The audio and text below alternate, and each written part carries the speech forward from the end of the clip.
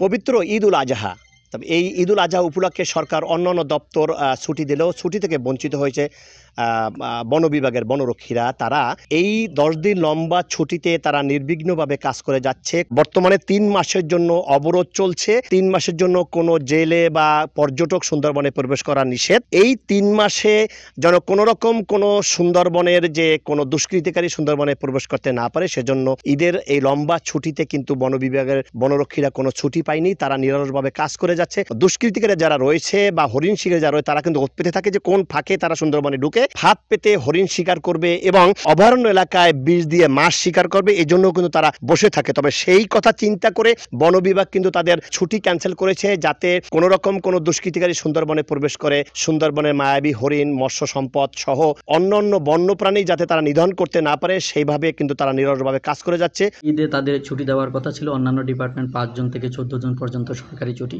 কিন্তু আমাদের কর্তৃপক্ষের নির্দেশে এবং আমরা জাতীয় স্বার্থে সরকারি সম্পদ রক্ষার্থে সরকারি বন্যপ্রাণী বনজ সম্পদ সংরক্ষণের জন্য আমাদের বনরক্ষীরা অক্লান্ত পরিশ্রম করে যাচ্ছে এবং কাজ করে যাচ্ছে। 4টা স্টেশন আছে, 4টা স্টেশন টোটাল হচ্ছে আমার 22টা ক্যাম্প আছে, করমজল বন্যপ্রাণী প্রজনন কেন্দ্র সহ। আমার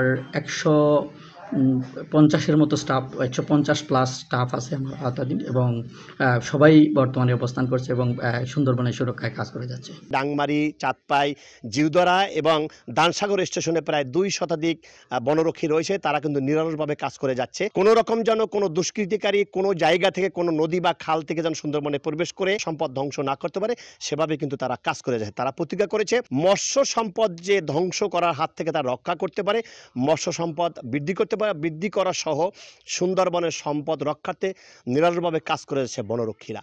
মাহমুদ হাসান, সময় সংবাদ, মোংলা।